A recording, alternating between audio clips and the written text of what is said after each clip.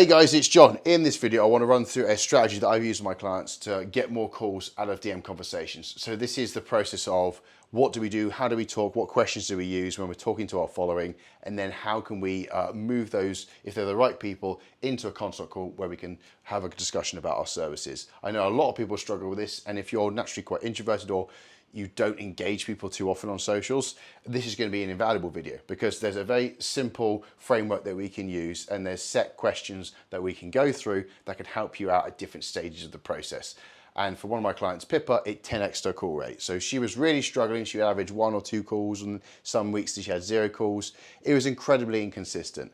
And then we implemented the structure specifically towards the end here. We made one change around this point, around setting up the call, and it literally 10x'd the call rate. She did 10 calls that week. Next week she did 8 calls. The week after she did 13, and then it made a huge impact, as it would. And it's the funny thing, because I'm one-to-one with each client I work with, I can analyze the bottlenecks and I can look at the process and go, yeah, you're great at that, you're shit at that. Okay, let's don't say it in those terms. I'm a very compassionate person, but you know, just because I could talk to you, yeah, I go, that's an issue, we need to change this, and then we kind of fix that, implement some things, and that's what we did. And for her, she went from 1.7K to 13.2K. That was in the space of 4 or 5 months, I think it took. I think it was 4 months, just over 4, because she went from 19 to 63 clients. So obviously we're pushing content, we were doing multiple other strategies, but this was a huge, huge breakthrough for her. And without beating about the bush, we might as well just go straight into it. But obviously when we first look at the process, we've got to start conversations. And I know that's a big struggle for so many people. It's the connecting phase. And you know, basically this bit here, I can probably draw a hideous, John, what the fuck is that? There you go, there's a squiggly line. I see this as 2 massive separate stages. This is actually a whole phase in of itself, and this will take a long time. It might take a short amount of time for 1 out of 20, for the 90 out of 20 it might take longer.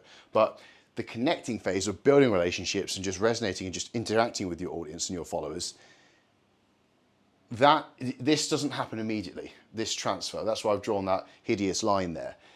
Expect this to take a little bit of while because this is basically nurturing, just being social. And this is the big difference why DMs get such a bad name and people hate them, and they hate the word outreach, cold outreach. And none of this is cold outreach. You're not messaging people outside your following.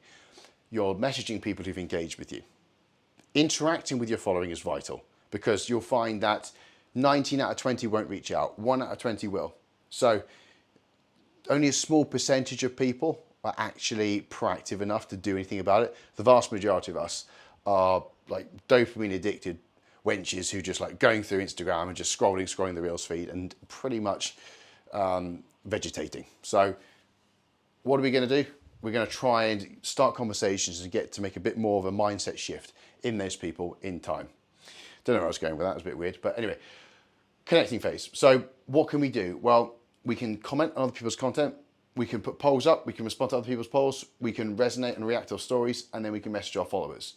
The key with this is just be authentic. If someone's posting about Japanese hamster costumes and you have no interest in that, do not comment on it. You know, people post about loads of different stuff. Pick the stuff that you can resonate with, but you want to make a genuine connection here.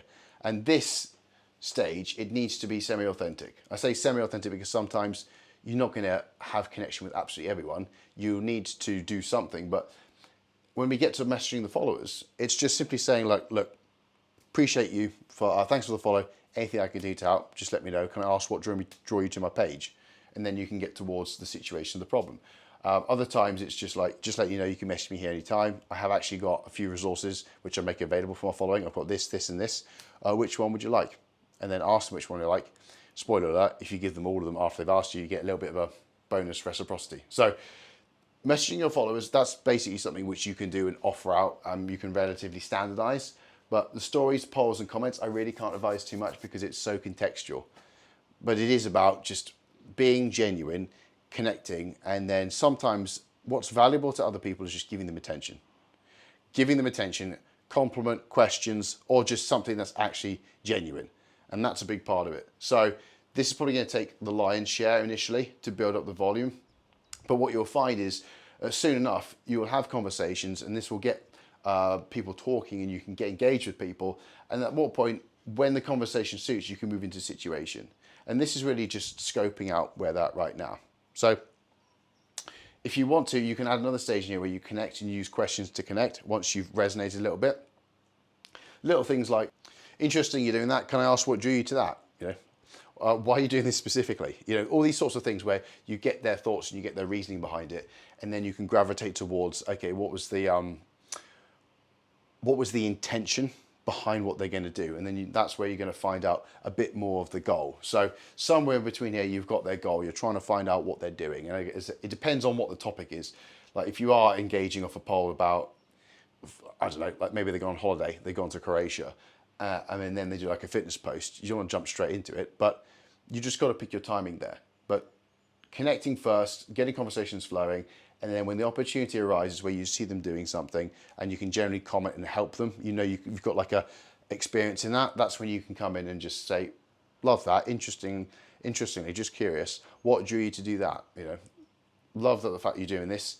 What's the thought behind that? Get the intention. And then that's when you can figure out, okay, the situation. And this is where you're scoping out like the remit of if they need help or not. Because if you come straight in with help, people don't appreciate it really. If it's unwarranted, it feels like you obviously look like you need help. You look that terrible. Yeah, I need to chime in here and save your day. And they just probably think you're a dick. And as much as we want to help people, we need to kind of scope and see what's going on first. Cool. How long have you been doing that? And what got you involved in that in the first place? These sorts of things where you're giving a little bit more insight into the context of what's been happening and why they're doing it. And again, fleshing out the motive a little bit off the back of building that initial rapport. And then you can get towards the problem. So we want to follow this process because it necessitates your help. If we go straight in and it's unwarranted, as I said, it's not too much appreciated. Whereas if we can tee it up in a way where we can make them a bit more receptive to the idea of making a change once they're a bit more aware, we're going to get more success coming through. So once we've kind of scoped out the context of what's going on, then we can look into, okay, is there anything they're currently struggling with? And this can be really simple, something simple along the lines of, okay, do you like what you're doing? Or what part do you like about it? What part do you not like about it? And then you can go, okay, fair. What's the most difficult part of the process from my experience? I'd love to help in any way, can throw some ideas, but what do you find the most challenging? This is where you want to dig in and find out what their struggle is. This is quite key because their struggle is what's holding them back mentally. Now, their struggle might think like, oh, I just love ketchup. I can't have enough ketchup on my food, and I know that's going to hold my diet back and all this sorts of stuff. And I use that example specifically because Nev was signing up a client, and one of the big things that held him back was whether or not he could have sauce with his meals. And Nev was like, well, yeah. I mean, we're not going to have buckets of mayonnaise, but you can have sauce with your food. And he's like, oh, okay, cool, sign me up, done. That was the big thing holding him back mentally. That was his reservation. So this, when we're kind of finding out the problem, we don't want to move them aside and go, no, this is the problem. We want to kind of understand and listen to them a little bit, because that's the barrier, that's the hurdle, that's the wall we have to break through to make them believe that they can get a result working with us and why we're going to be different. So that's the obstacle. We got to listen to what they say here, because that's the thing we're going to have to challenge. If we are on the call, it's somewhere here, the call. It's off the board. When we get to the call, that's the thing that you need to provide evidence and strategy for how they're going to overcome it. So important to stay on that. And if they seem quite chuffed and they seem quite happy, you might find that they're not aware that there is any issue, which is pretty common because a lot of the market is problem unaware. So this is where the two truths comes in. I mean, some people can go straight through, but if you find that, this is where you can say, cool, sounds like things going really well for you. Is there anything you would change if you could? And this is where you can find if there's any potential cracks, any grievances, anything that they would like to optimize, anything that they're not wholly satisfied with. And then that's what you can focus on if there's remit. If they're delighted and they're happy and they're whatever, then you don't try and push them down here. You just go, great, I'm glad that you're seeing progress. Yeah, from my point of view, just keep doing what you're doing. I will always help if I can. So if you ever get stuck, you know where I am, but I'm here cheering you on, something like that. Again, you'll find that the vast majority might not have the need for your service. And the last thing I want to do with this video is turn you into a DM spammer who just tries to fist, that sounds so wrong. I'm going to say it, tries to fist people through a funnel process, because we don't like being processed. A lot of us don't like being fisted. Some do what you want, but take diuretics and painkillers whilst you do it. But anyway, off the back of that, then we're going to get into the problem. Once we've done the problem, once we do the two truths, once we kind of scoped out if there's any grievance and there is an issue there, fisting aside and inside, literally, that's when we go into the solution. So the solution is obviously our point of view of how we would approach that. So sometimes we can offer a little bit of insight, but we can get to think a little bit more now on terms of changing their current approach. Okay, so how long have you been experiencing this? What have you changed in order to get the results that you want? These are sorts of things where we're going to introduce the idea that if it's not currently working and it hasn't worked, what they expect going forwards, And this is, there's another stage this where we can be a bit more severe, which is basically issuing consequence. But staying on this for now, identifying what's preventing them from making a change or what's holding them back. This is where you could find some barriers as well as the problem, but it's spending a bit of time to investigate what they're willing to do and are they willing to accept and make a change. And then we can weigh in a little bit, just say from my perspective, I've had clients in a similar situation. Correct me if I'm wrong, but does this sound familiar? Then you can repeat the problem back to them. You can kind of lay down what other clients have gone through. And then you can just say, well, this is what we did. This made a significant difference. Would you be open to making a change? And you might find that would be enough. You might find that you can continue onwards and then just lay your expectation of the result. Or we might need to go into the consequence. We need to be a bit more severe. If they're quite stubborn and if they're like, no, I just need to keep doing what I'm doing, I think, okay. That's when we can kind of labour the point a little bit and say, okay, have you considered what would happen if you don't make a change and the problem gets worse? I respect the consistency, but can you realistically expect different results in the next 6 months if you haven't seen anything change in the last 6 months? These sorts of things where we lay down the consequence of basically if this problem has had time added to it and you're thinking now in the next 6 months, next 12 months. I mean, for diet culture, this is rife because the average person goes on 8 diets a year, I think statistically. So it's just like, right, that's one every 6 weeks. There's so much chopping and changing. Are they actually making progress with that level of inconsistency year on year? Instead of them thinking in days and weeks, can you get them thinking in larger time spans? It's basically what we're doing with here. And then, off the back of that, if they kind of think, well, no, you can just say, can I be honest with you? And that's a really good question, which basically makes them receptive to not criticism, but it makes them receive the next bit of information in as best nature as possible, providing it's not fuck off. So, that's where we can go into expectation. With expectation, this is where you can break down, okay, well, from my experience, this is what we do, or this is what I'd suggest doing.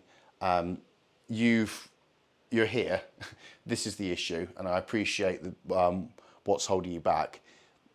I've done this with other people in that circumstance, and they've got this result in this much time frame. So for yourself, I genuinely believe that focusing on this strategy would get you this point will make you look like that by June the 12th or August the 15th, or lay out your specific date on that so it makes it real. And then that's when they can really start to think about it. And then again, if we need to add more, we can add a committing stage. And to be fair, this should technically come after here, but I ran out of room on the board. And you can say, do you feel like this could be an answer for you? Do you feel like this could be an answer for you? And then they just say, yeah, so. But why though? But why though is a really powerful follow-up question, because it gets them to explain the reasons why they like your service or why they like what you have to say. And then it's not really about us hearing it, it's about them saying out loud, because people generally believe what they say. They don't really believe what other people say. So the very act of them saying out loud, it's more convincing coming from their mouths than us laying a statement on them, than us telling them. But if we use questions for them to tell themselves, that's the point. And that's the whole point of what I'm trying to show you here. The whole point is using questions effectively to get them to lead the way, rather than us trying to process. Because I personally like to attract and help people rather than, again, fist people down a process. I mean, Friday nights are my private time, but I really stopped talking about fisting. So anyway, committing expectations and then laying the call. And with Pippa, the biggest thing here was not putting the call on a pedestal. So What I mean by that is we got to the point where we kind of laid an expectation of like, well, I think it's very possible. I tell you what, if you got a spare 5 minutes, it's a lot easier. Just jump on a quick call. I'll run you through it. Don't worry, I'm not going to sell. I'm not going to do anything. You can ask as many questions as you want about how the process works. But the main thing is I just want to walk you through X, Y, and Z. So you can get people onto a call quite casually rather than just booking them in for an official appointment, because you'll find that people might have a lot of resistance. You might actually find that if you do this well enough, you don't have to take calls. And I've actually had that with a lot of clients where they don't do calls. However, this is a service at the end of the day. We're not selling cars or products. We're selling yourself. And in order to, I think, for the best retention and the best relationship, I think it's worth getting on a call, even if they're like, say, I want to pay. You could even take payment before the call and then jump on a call because you want to meet that person. It's really important to start building a relationship with these people, your clients, because I know that if you have a client that stays with you for 8 months minimum, and you can average 2 sign-ups per week, that's 8 to 10K per month, depending on what you charge, consistently, forever. So retention is really important. And a big part of that is just meeting people and, again, going through this. So I've just gone through that quite quickly, but just going back to the situation, the problem, extra brownie points or extra further detail you can do is really clarifying on what the actual problem is or what the goal is. And when they say like, okay, the situation, this is what they're doing. Okay, let me just get this clear. So you're doing this and this is why. For example, I want to lose 2 stone. Cool. If let's say the scale changed, the number on the scale changed, but you looked identical to how you look now. Is that what you want when you say you want to lose weight? No. Okay, cool. So it's body fat. It's reducing this because most people want to lose weight, but it's trying to find the true goal there, the actual true goal. And when you get to the problem, again, it's just investigating what the specific issue is. The challenge we have is you'll find that your people you talk to, the prospects and the clients, they obviously don't have the knowledge basis you do, so they don't have the insight. So the information they're going to give us, we can't trust it at face value. We have to spend a little bit of time digging it apart and finding out what the actual issue is, because being precise on what the issue is what's going to get them to commit. And again, if they feel, even if they don't know it, and if they think one thing is the issue, where there's probably something deep down where they got reservations, if we can unearth that for them and then answer it like that and give validation, you'll find that they'll relax a lot, and then they'll realize, do you know what? I probably will get a result with this person. I'm not looking like a tit if I give away my money and still don't get a result. I know I'm going to look better, because most people can afford, $37.50 to change their life. $37.50 a week to change how they look and feel about themselves forever. When we frame it and put it in context in the right way, people will commit to that. It's just, A, they don't think of it in that anchoring in that terms. They just think it's another expense going on top, which it's not, because they've got to allocate and they just change other things. B, they probably just don't believe that they can get the result. C, they don't believe you can get the result because they don't know you. And then D, they don't believe in the process can get them the result because they don't know anything about it. And most coaches are terrible at explaining what their process is.